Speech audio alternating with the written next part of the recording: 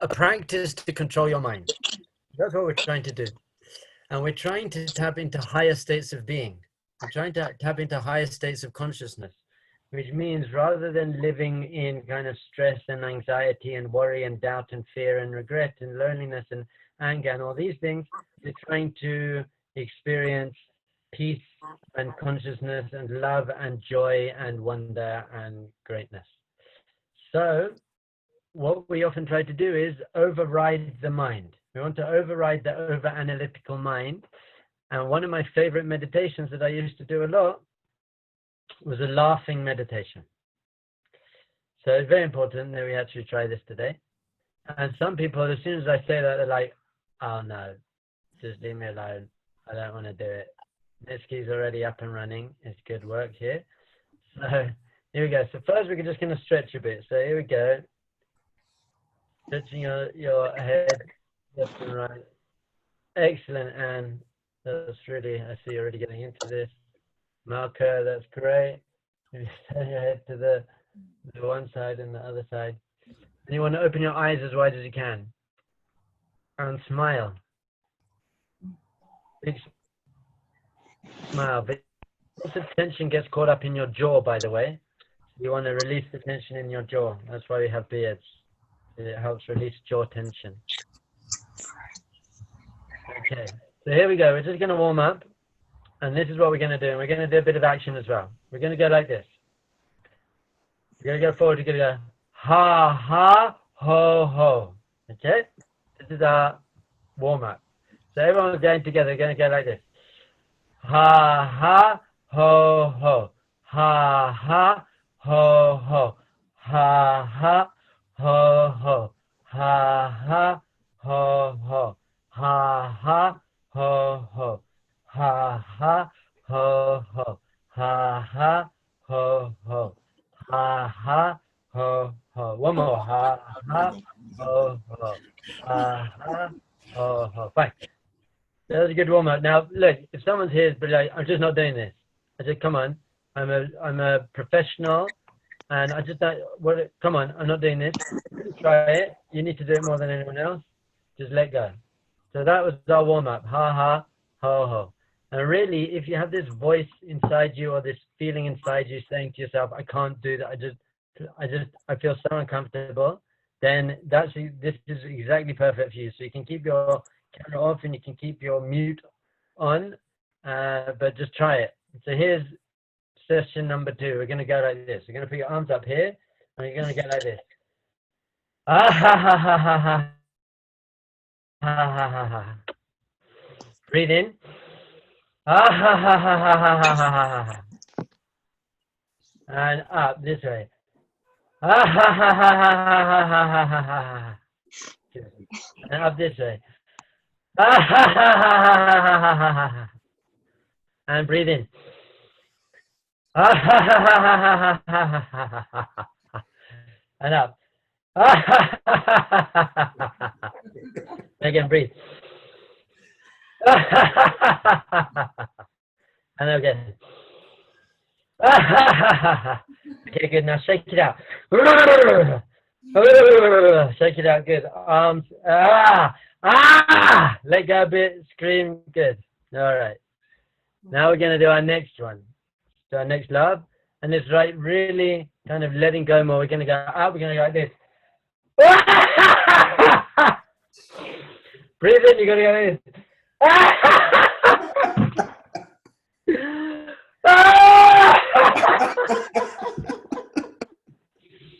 Breathe in. Yeah.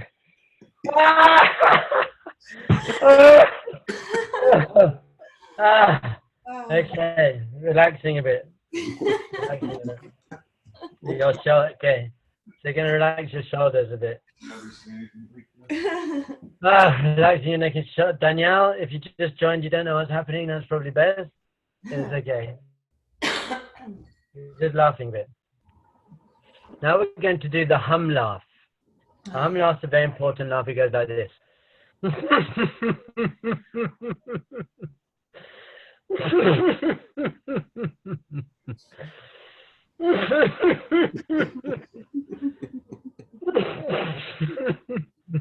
not very good at this one, to be fair.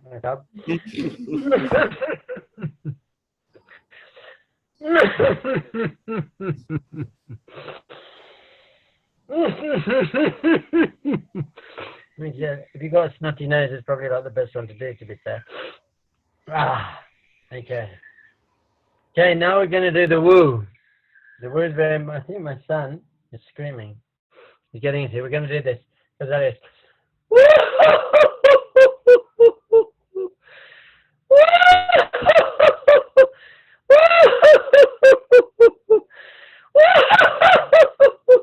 And if you're worried that there's anyone in your house and they might be listening to you and you're thinking you're crazy, that's probably good.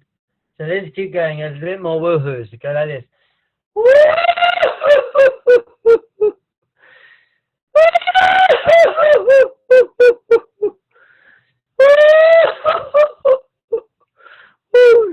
Ziv!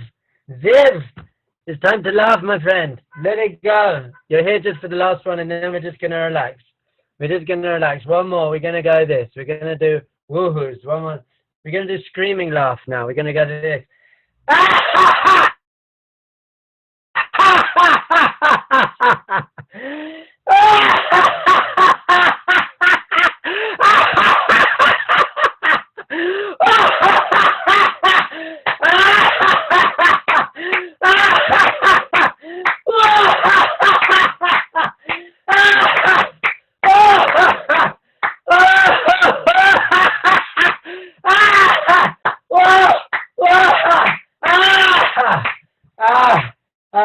Okay, made it. So now we're in the final stage. We're going to relax now. So just gently close your eyes. Gently close your eyes and breathe very deeply. And big sigh as you breathe out. Big sigh.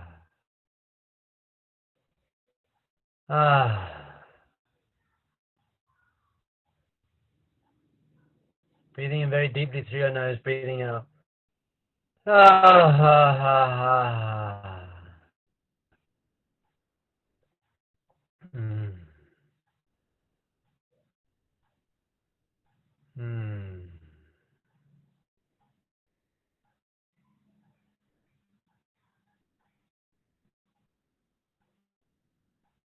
Just smile. You're going to finish with big smile.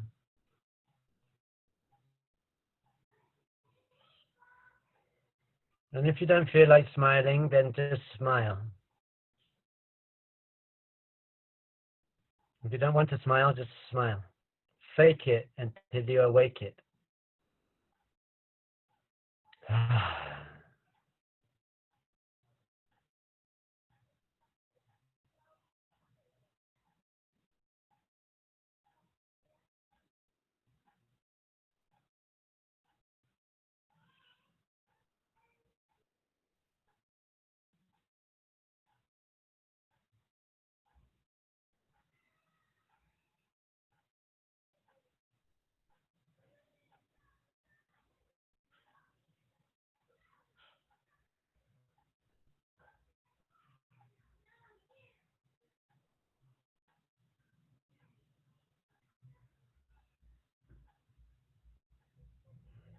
And if your mind kicks back in, just laugh at it.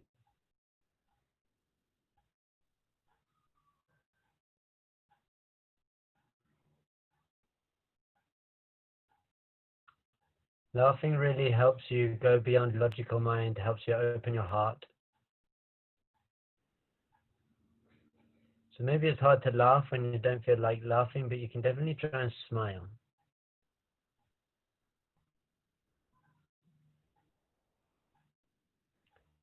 And once you start smiling, then you can warm up and just do the ha ha ho ho. Ha ha ho ho.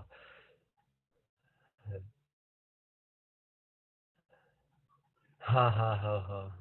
Stop taking yourself so seriously, you know? Stop taking life so seriously, and I've got to make this decision, and I've got my responsibilities, and there's a time for that. There's a time to just release and relax and tap into smiling and laughing. Ha ha ha ho ho.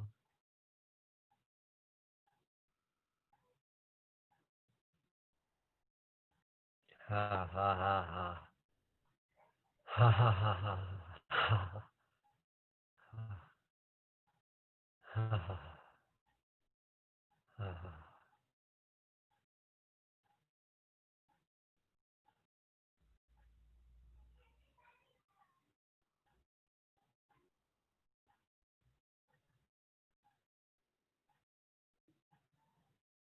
Healthy. Okay, my friends, if you can, take 1 minute a day, 2 minutes a day, just when you're feeling very stressed at work or something, and probably when you really don't feel like doing this. The best time to do this exercise is when you really don't feel like doing it. You're like, I don't care, don't want to do it. So just sit up straight and breathe and smile. And from smiling, just tap into ha ha ho ho and see how far you can go after ha ha ho ho into screaming. Thank you very much. Now for something a little bit more serious, I'd imagine.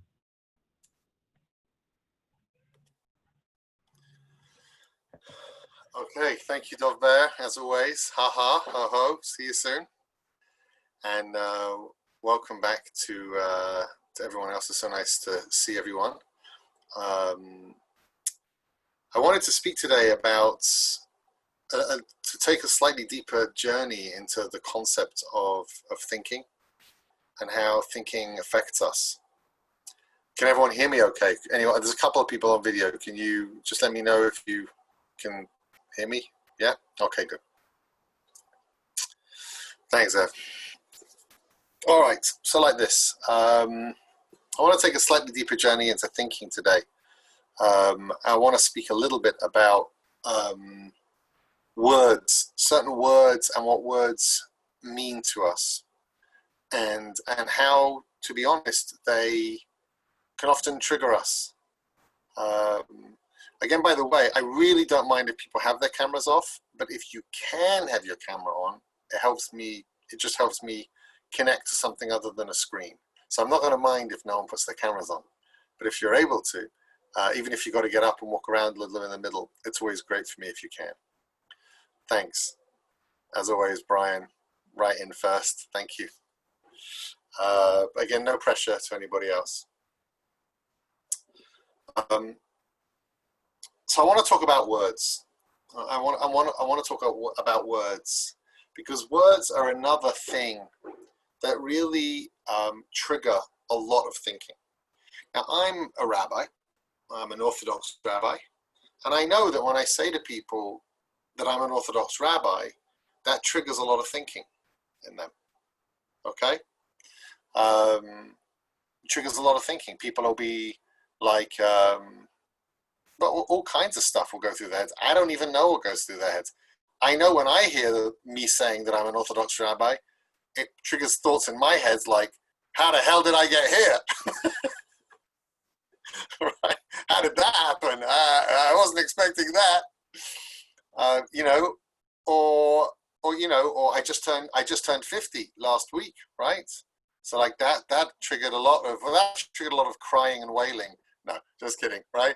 But you know, but that also triggered all kinds of thinking, and it's irrational thinking as well as rational thinking.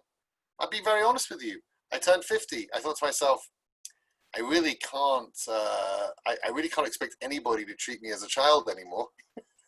Like at a certain point, I have to admit that I think I'm objectively a grown-up at this point, right? Although I definitely don't feel like one, that's for sure. You know, and I feel utterly unqualified for the level of responsibilities that I have, right? So that's like kind of, you know, positive thinking or negative thinking. And as we've said many times, you know, it's that thinking, those words, they trigger the reality of my state. You can ask people all the time, if they're religious, they'll say no. You say spiritual, they'll say yes. Right? I mean, that's normal. Because spiritual implies, for most people, freedom. religion for most people implies restriction, right? But it's that, but it's the entire, but let's say someone felt spiritual implied restriction and religion implied freedom, then their emotional state would be triggered in the opposite way, if that makes any sense, right? So when we try to understand our state so that we can kind of be the most objective, bring our best selves to the moment, especially in matters that really are important in life, which is the way we look at ourselves, the way that we look at our relationships with people that we care about, and so that we don't screw them up. There's a heck of a lot of thinking that goes on around words. There's also a heck of a lot of thinking that goes on around dates and symbolisms.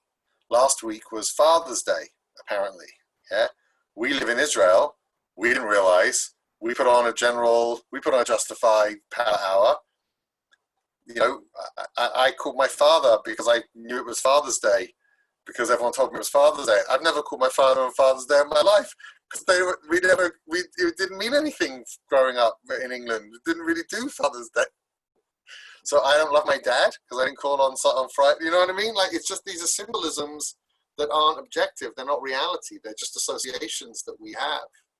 So freedom, spiritual freedom, real connection comes when we disassociate from fake meanings.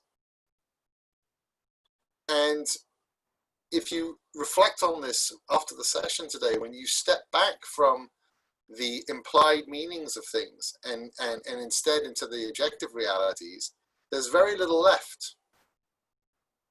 There's very little left. There's very little to get stressed about. There's very little to get upset about. There's very little to disturb your calm.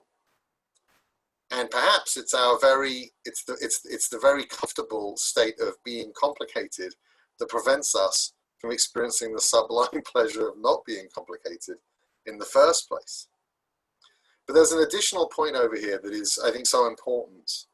And that is, you know, we talk all of the time. I want to do some more sessions on this issue moving forward, because I think it's the single most one of the single most misunderstood things that gets in the way of relationships, but not from a relationship wisdom standpoint that Ilana's going to speak about in a moment, but just our relationships in general. And that is, when we talk about getting out of our comfort zone, when we getting out of our comfort zone, that's very different to being in a situation where your safety is violated. I don't mean violated in a violent way or anything terrible like that. The structures that we keep around our head, the ones that we know are flexible, we call our comfort zone. Oh, I jumped out of an airplane. I really went through I pushed out of my comfort zone. Okay? But you'll really see someone flip if you push someone out of their safety zone. So, safety is also very subjective. It's words, it's associations. But most of the time where I see relationships, unfortunately, when I see relationships fail, it's because one person has violated the safety zone of another person, which creates a completely different level of, I'll say irrational in a nasty way, but just compulsive, knee-jerk reaction in another. So it's a really important thing to know the difference between, or not the difference between, it's really important to understand the impact of interpretation on your state of being.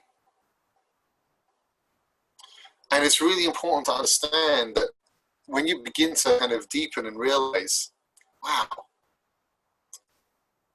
everything that I experience and every feeling that I feel is really a result of an interpretation of an experience that I have. Right. You begin to be able to look more deeply at your comfort zone and more deeply at your safeties, and be able to understand them, be able to navigate them so they don't hold you back. There's nothing wrong with a comfort zone or a safety zone, But what if it's destroying? What if it's destroying you? What if it's not allowing you to fly? What if it's not allowing you to be? What if it's not allowing you to express yourself? And then it's a tragedy, which we definitely don't want, right? So think about something that for you is a comfort zone, right? I think something for you, is a comfort zone. And look for the interpretation of it. And when you can understand the kind of reflection and interpretation that you have, I have kids, sometimes they go out on dates or this and the other. And the way that they'll relate to, like, is someone late? Well, if they're late, that means they're disrespectful. No, it doesn't. It means that they're late.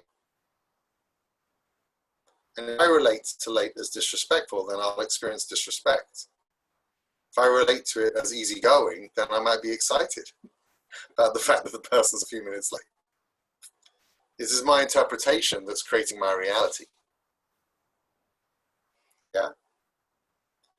So the more we can kind of understand and actually think, in a quiet way, in a private way, but just think about words. Think about experiences. Think about what those things mean to us based on our interpretation. We can find freedom. We can really begin to find freedom, and we can find the capacity, real capacity, to love other people who are very different to us, to appreciate people that look at life really, really different to us. You can look at a person who's late and admire their freedom of spirit, even if you would never be late, because for you it would be disrespectful. But for me to assume that someone who has freedom of spirit is being disrespectful to me, that's not true. That's not true. Right? So think of your own words. Think of words that are, or experiences that are buzzwords. Do me a favor, if you're comfortable, can you type into the chat just one thing that for you is like a trigger? For you, you're like, okay, if someone does that, that means X. Does this resonate at all? You guys know what I'm talking about even? You guys know what I mean a little bit? I don't mind if you don't type. I never mind if people don't type. But if you can type, it's always awesome. Right? Think about it. And if you don't want to type for me, that's okay. But write something for yourselves afterwards. Sit, talk to a friend about it. What are the words that I relate to? In a way that kind of either triggers my comfort or my safety. And then understand, wow, maybe part of that's my interpretation, not reality. Right? I know, for example, that like when my father starts telling me what to do, so I feel like my independence is being, very nice. Yeah, criticism, right? Criticisms it's a real one for people. It's really, really hard. It's really hard.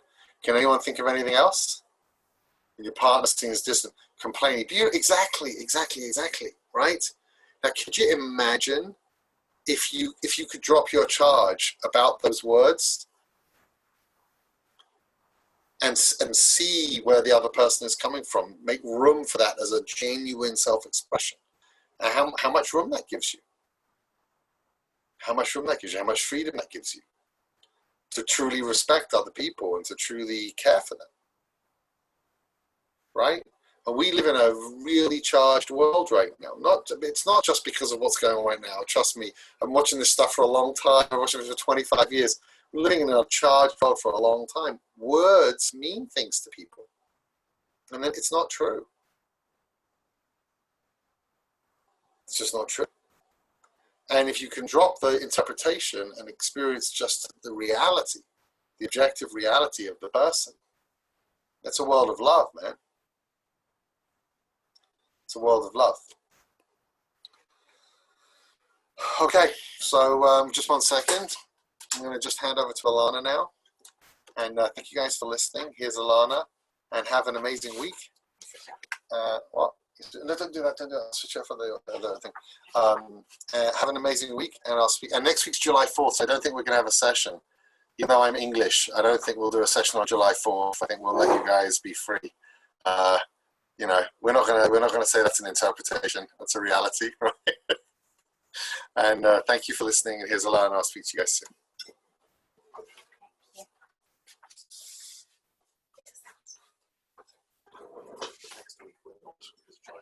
Hi, everybody. Okay. So today I'm going to tell you a story. Okay. I'm going to confuse you a little bit, but I'm going to tell you a story, which I think is a really important mindset for relationships, actually. Just bear with me, okay? So this is a story of a friend of mine who, she was a kind of, and I have permission to tell this story, she was that girl who was like fantasizing about her husband. She was like, 12 and a half, and she got to the age of 18 and she fell wildly in love with this guy, and he was a bit wild himself, so she was very sensible. She decided not to go there and never really got over him, and carried on dating and didn't find, and her friends got married and had kids and she didn't find, and it went on and on and on. When she was 36, you have to remember, 24 years since she'd been fantasizing about getting married. I heard that she had gotten engaged to the guy that she was in love with when she was 18, who'd been round the track, married, screwed up, divorced, matured, came back to her, and it was a really cute romantic story. And I called her to wish her mazel tov, and I said, I can't even imagine how you're feeling. And she said, well, I'm very happy, but I'm probably a little bit less crazy than you might think. I said, well, why is that? And she said, this is what happened to me.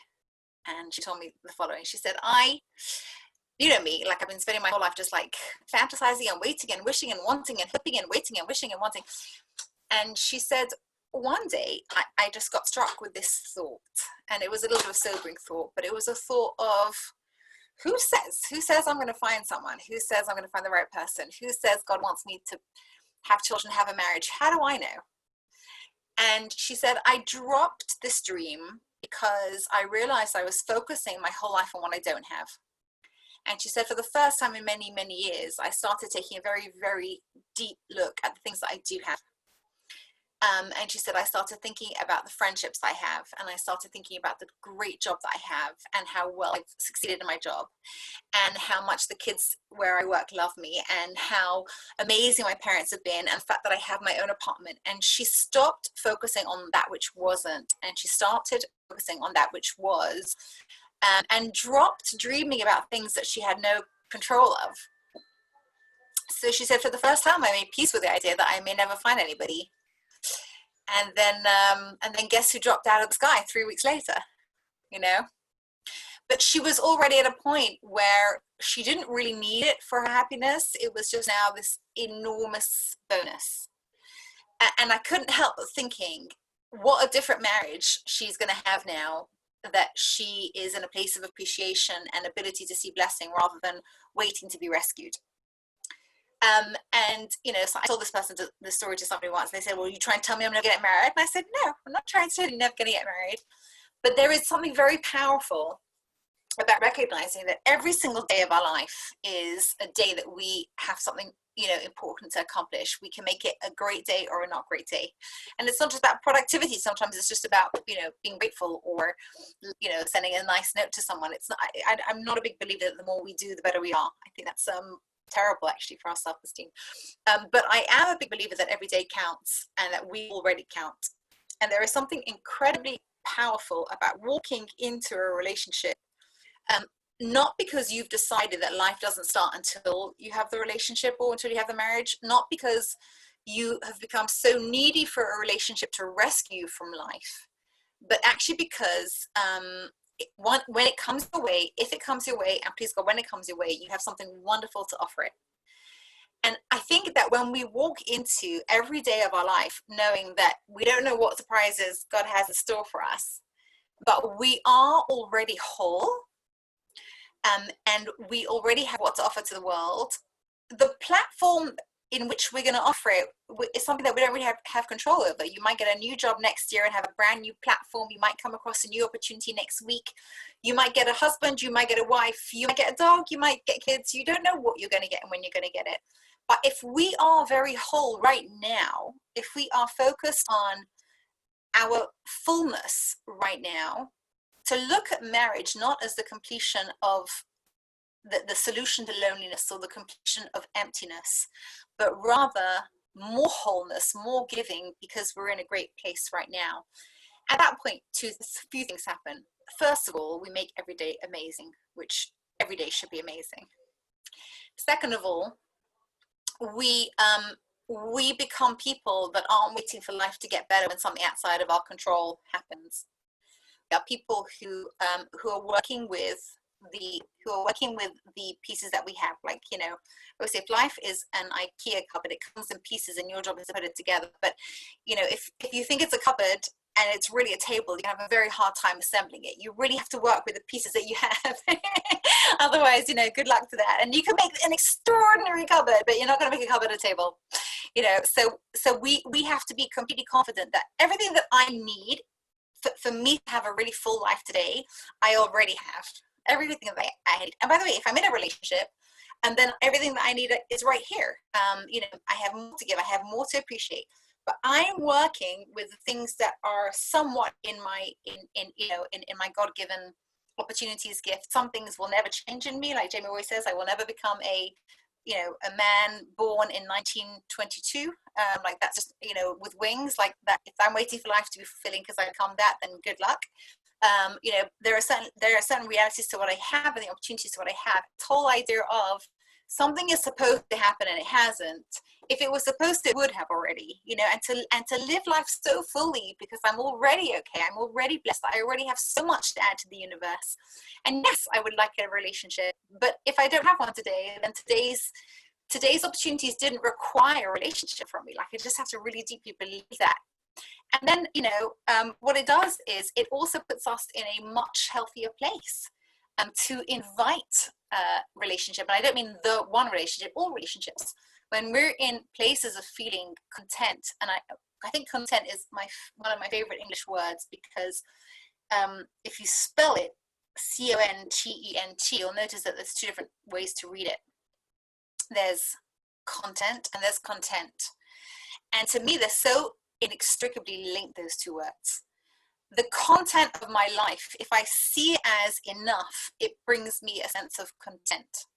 But if I look at my life as missing chapters, right, because the content doesn't match what I think the content should be, then not only am I missing content, but I'm missing the contentedness that would come if I believe that the chapters that are here are the chapters that should be here. So there's something very powerful to living our life. There is something powerful to feeling whole pre-relationship. And there is something very inviting about the opportunities that come our way when we are not when we do not feel desperately in need of them. There is something beautiful about entering into a job, a relationship, an opportunity without a sense of desperation, without a sense of my life isn't going to really count until this happens. My life already counts, and then when more blessing comes, then I'll shed my light on those opportunities. So I really wanted us to encourage everybody to do something quite anti-intuitive, which is to go into our relationship mindset completely comfortable with not having a relationship, completely comfortable with today and whatever today throws at me, without assuming that if today didn't go a particular way and you know the opportunities I'm hoping for didn't come, that it wasn't the day, that it wasn't the wrong day, it wasn't a day pre, you know, important days. Today is an important day. I'm full, I'm whole, I have what to offer. I look towards relationship to be able to bring more blessing to other people, not to have, you know, my problem solved by their presence. You know, I don't take off the days pre-relationship to wait till, you know, till my life is better. My life is as blessed as how did I find it to be. And when I see myself that way, and I see my life that way, and I see my relationships that way, you know, my days are more what they should be. I start building unbelievable cupboards out of those IKEA cupboards, rather than really awful, dissatisfying tables. So blessing us all with a sense of satisfaction and an ability to see the good in ourselves, and the good in the opportunities, and to recognize that the opportunities that didn't come yet weren't supposed to be here yet, otherwise they would have come, and hopefully in turn inviting even more opportunity to give, so that when we reach those relationships, we will be full people who have what to give rather than empty, needy people. So yeah, just wanted to share that with you because it just makes life better. Okay, handing over.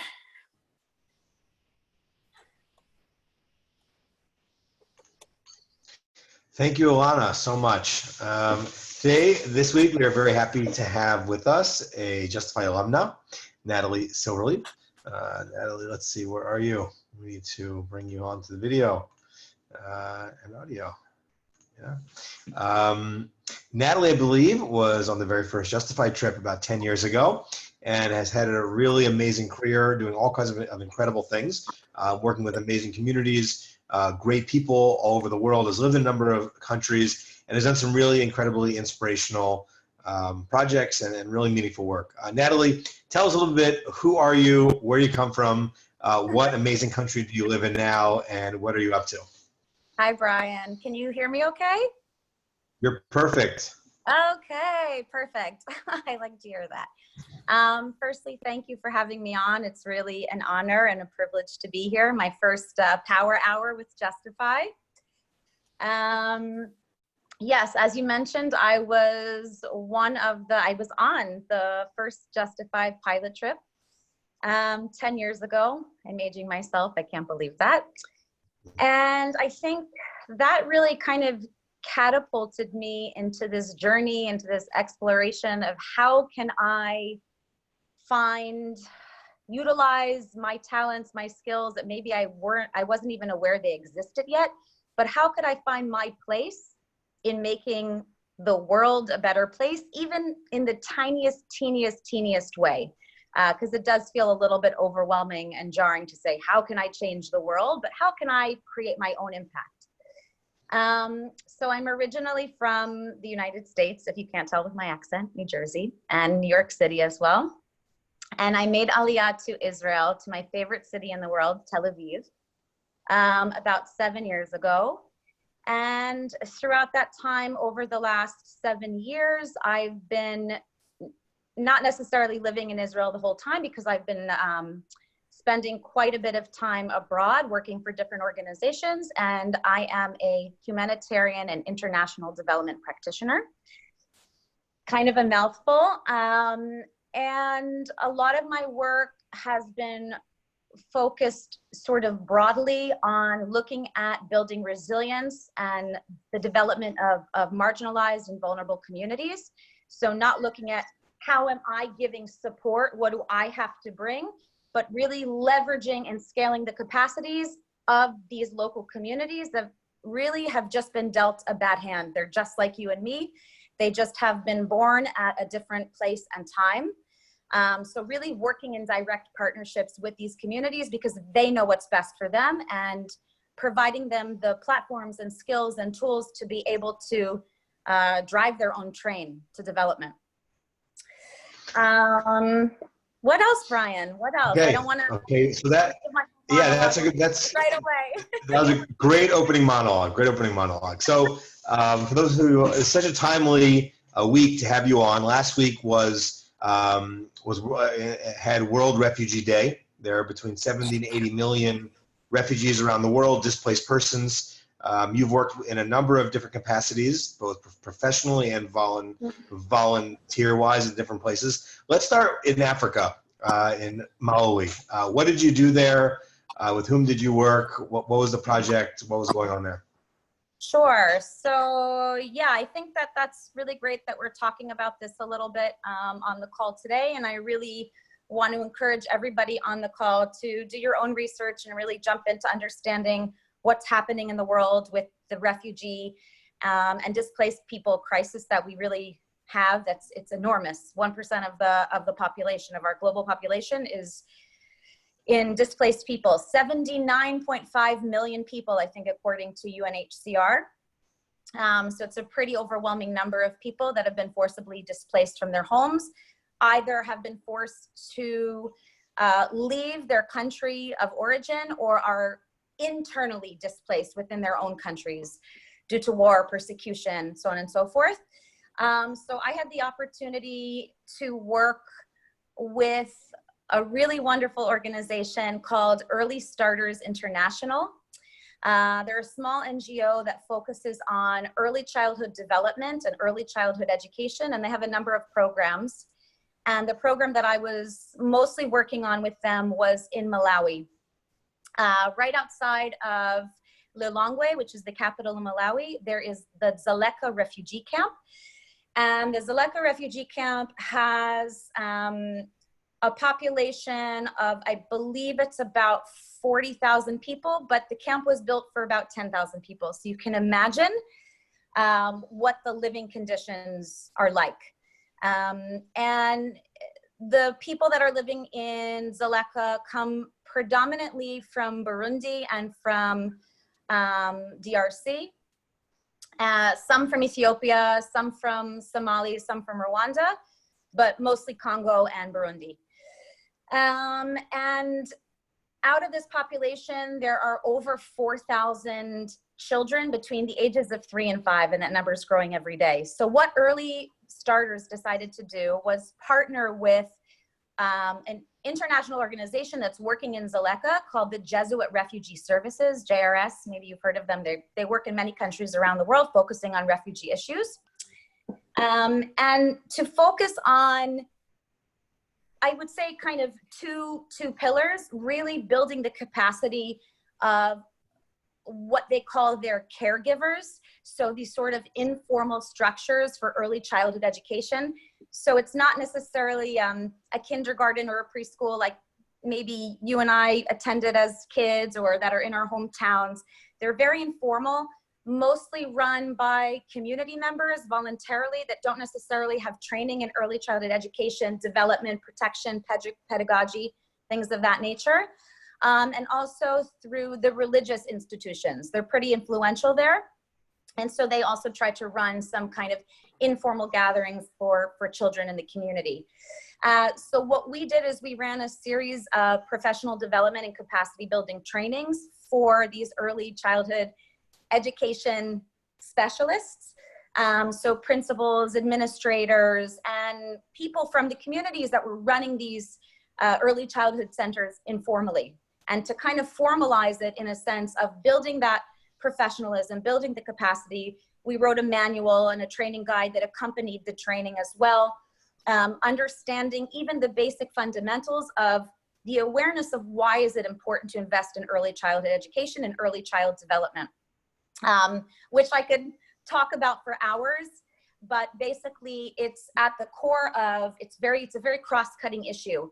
And it feeds very much into addressing many of the United Nations Sustainable Development Goals for 2030. So how investing in children when they're young at that formative age, how it impacts their cognitive development. So it doesn't mean they can't learn after 5 years old, but how their ability to absorb information is affected if they aren't given the proper quality education at that young age. So how that is a return on investment for the future of a society, of a community, how that then is a return on earning wages in the future. We also focus a lot in the pedagogy on 21st century skills. So, you know, not just sort of your rote learning and repeating model of education where we sit and we learn and we repeat, but how do we use creativity, collaboration, communication? How do we use these skills that employers are really looking for in the 21st century? So we were working with the teachers. We trained about 50 teachers, and we also set up, again, really focusing on sustainability and community and locally owned mechanisms. So creating also a mechanism of just overall early childhood education and development understanding within the community, and having a cohort of mentors who can then mentor the teachers, local mentors from Dzaleka, who can then mentor the teachers when Early Starters isn't there.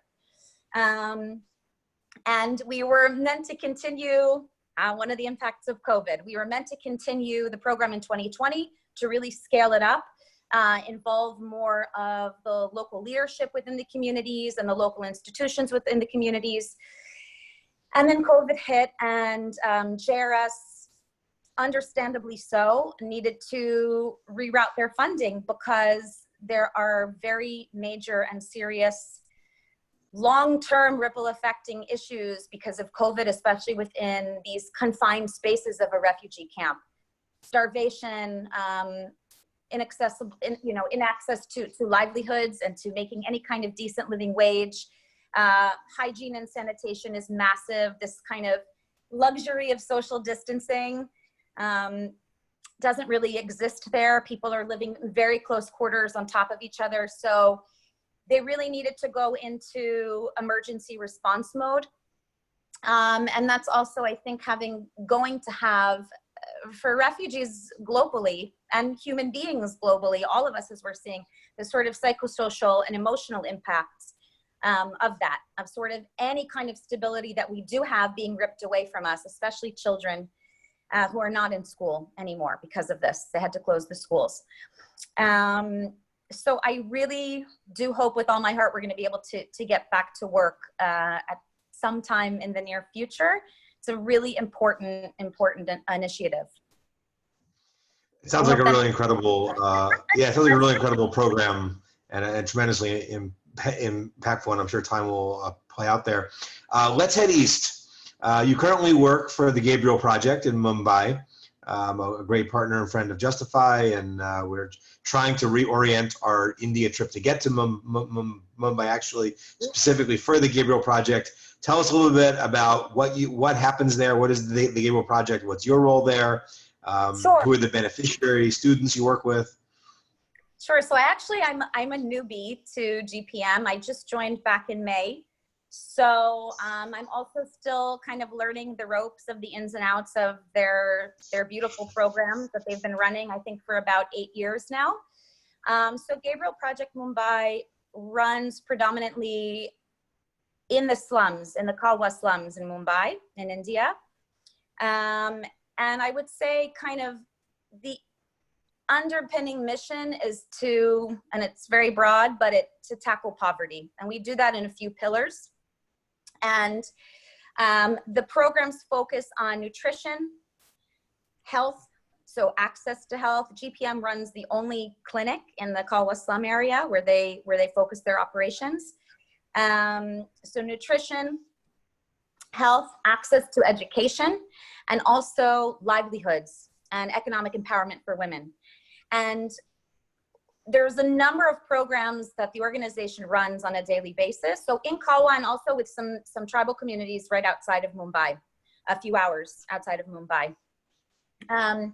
And what the organization has had to do to stay relevant, but also really to tackle these severe needs of what's happening right now in the slums, is to pivot the programs and to try to integrate emergency response relief activities, utilizing that infrastructure, utilizing the mechanism and the on-ground staff to get absolute dire emergency relief to the communities that GPM serves. So, so far we've given, I think it's about 2,000 to 3,000 packages of grocery items and also non-food items. So hand sanitizer, soap, also looking at educational materials. What is COVID-19? There are a lot of stigmas. There's a lot of buzz and rumors going around the community. Understanding proper hygiene surrounding COVID. Why should we wear a mask? We also have, going back to what I mentioned before with the livelihoods and economic empowerment programs, we have a program called Tribal Threads. And now we've transitioned that program so the women are actually making masks. So they're earning a living wage by producing these masks, and then also we put them in our relief packages out to the communities in the slums. So these educational materials kind of help to dissect all of those stigmas surrounding COVID, give proper awareness of what it is, how you can catch it, and then how to protect yourself. And we've also been implementing a number of hand washing stations also for the local hospitals in the areas so that doctors and nurses can wash their hands before treating patients. also along with hand sanitizers and soaps, and providing meals for the healthcare practitioners as well. So we're sort of kind of, as much as we see the need, we're trying to tackle it. And it's really, especially in a country of billions of people, and I can't remember the exact stat now of Mumbai. I know the Jewish community there is 5,000 people, but in Mumbai, I don't remember the exact number offhand, but it's an extremely dire situation. And again, with what I was referencing before, with talking about Dzaleka and Malawi, we see some of these same struggles with inaccessibility to proper hygiene, which is a big kind of hard-hitting thing that we're always hearing in the news about COVID. Make sure you come home and you wash your hands really well with soap. Make sure you socially distance. These are privileges. These are absolute privileges for these communities, to be able to wash your hands with soap, to be able to socially distance, to even procure a mask. So I think that if somebody has a job and they can continue to work, they're going to work over vis-a-vis staying at home, because people need to eat. People are starving to death. So it's a pretty serious, pretty vast situation over in India, as it is in many developing countries around the world and marginalized communities. And I think we're going to, unfortunately, see the ripple effects of this for a very, very, very long time. People that just were starting to, by their bootstraps, pull themselves up out of poverty, may not be able to do that now at this point. Not to be. Natalie, do you have a sense at all? Do you have a sense at all of looking at communities in Malawi and communities in India, the challenges that they face and the solutions being offered and the engagements being provided? Are there differences in how the communities relate based on cultural phenomena? Meaning the African cultural community is very different than Indian culture, and respect in relation to outsiders coming in, or respect for the authority, or a religious phenomena, that how that impacts actions on the ground, oftentimes make a big play. Do you see have you noticed any differences between African and Indian cultures in that respect? Well, one thing I will mention is my colleagues in Malawi and Dzaleka. So my colleagues at JRS, they're Malawian nationals, but the people that they serve are not Malawian nationals. The refugees are from different countries. And one thing, because of already they have a precarious status and an instable, very unstable situation there, and they're very, I would say, weary of government and weary of listening to anything that they've been told. Plus there are elections going on in Malawi. And talking to my colleagues at JRS, and also talking to the students that we worked with, they're telling me that there is no COVID, that the government's lying to them, that it's just a political ploy to win the elections, and that the numbers are lying and that they're making it up. So I think that there's always this challenge to consider, that all of the cultural context and the nuances and all the influencing factors.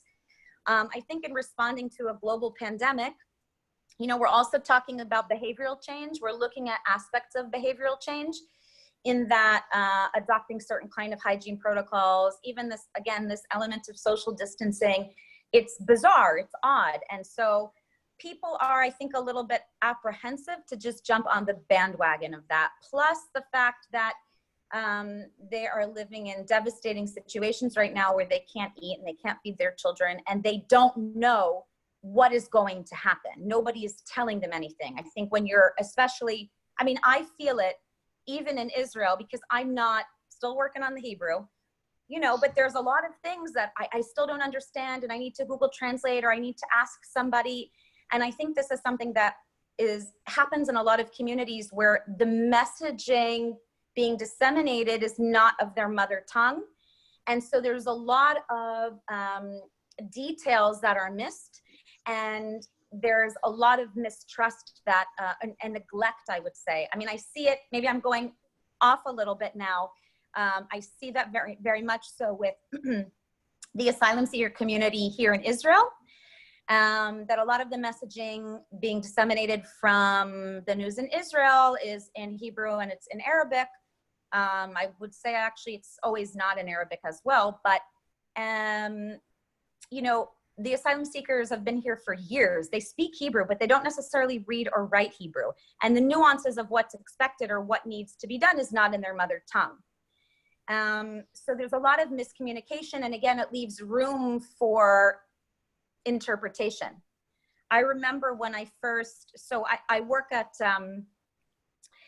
an organization that is an adult education center for refugees and asylum seekers called the Schoolhouse. It's in South Tel Aviv, and I'm a teacher there. Unfortunately, also like with early starters, COVID has really hit us hard. We had to close the school. We've been running sessions, continuing classes online once a week with our students, just to kind of maintain that stability with them.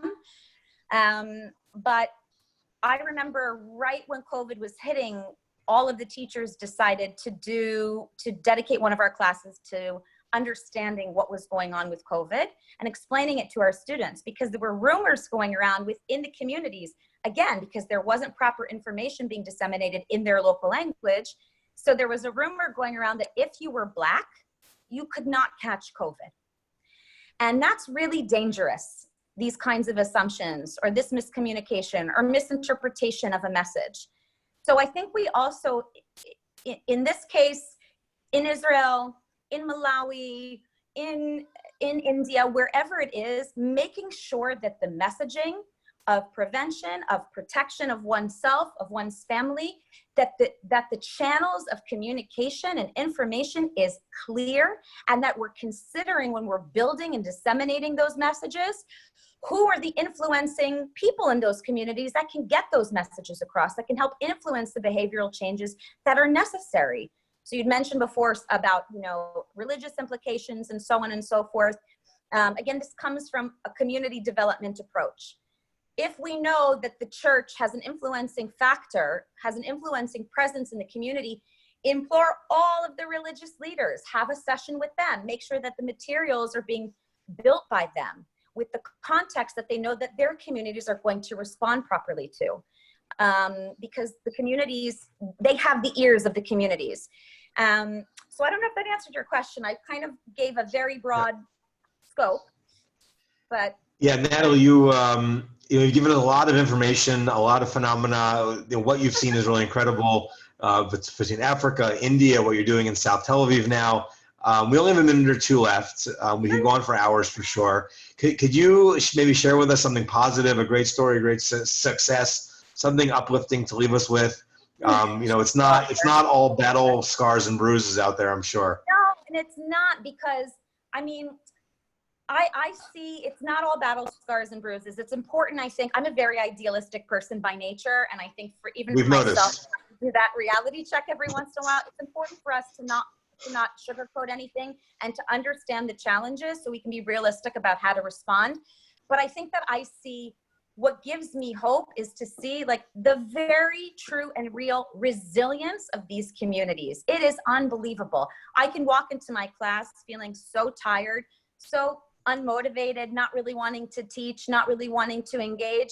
And the energy my students give me after working 6 days a week, very physically arduous jobs in construction, in kitchens, washing dishes, 12 hours a day. And then they come to class so excited and enthusiastic to learn because they're motivated, because they want more for their future. And the fact that they can still adopt and really internalize and believe and have this approach that their future is beyond these four walls and this specific situation is what inspires me to work even harder and to prop up and to promote people around the world who have been disadvantaged for no other reason, again, just because of bad luck, essentially. And I just want to share as like a closing, I read this really beautiful article of, I actually just read it yesterday, and I think it's a really wonderful symbolic story of hope. So there was a broken down boat of Rohingya refugees that was approaching the shores of Indonesia, and the Indonesian government said, no, we can't take them. We have to turn them away because of COVID. COVID was the excuse they used. And these also pretty, not well off Indonesian fishermen were out there and saw them and said, look, like these people will die. Who cares about COVID? And they rescued the Rohingyans from the boat, and they brought them on board. And now hopefully there was 94 of them. So this is like people helping people. And I think that's tachlis to the end of what it is we need to show up for other people. It doesn't matter how much money we have or don't have or what our status is, we can do something to help, and we have an obligation to help from human to human. And I just love that story because this is what I see in all of these communities that I'm working in. These are not like, oh, poor people, they have no ability to help themselves. They have the ability to help themselves and to help others. And that's what, as a humanitarian practitioner, international development practitioner, that's what I focus on in my work, propping up others. Natalie, amazing. Thank you so much. Wonderful. You've definitely inspired us and certainly challenged us as well to get out of our comfort zone and try to make something big happen. Thank you. Thank you, Thanks, Natalie. guys. Thank you so much. Thanks, Jamie. So good to see you. So good to see you too. So good to see you too. We'll be in touch. Thank you, Natalie. Amazing. Just inspiring and My beautiful. pleasure. Really Amazing. my pleasure. Thank you so much. Bye, guys. Bye. Bye, everyone. Thanks, Natalie. Thank you. Bye.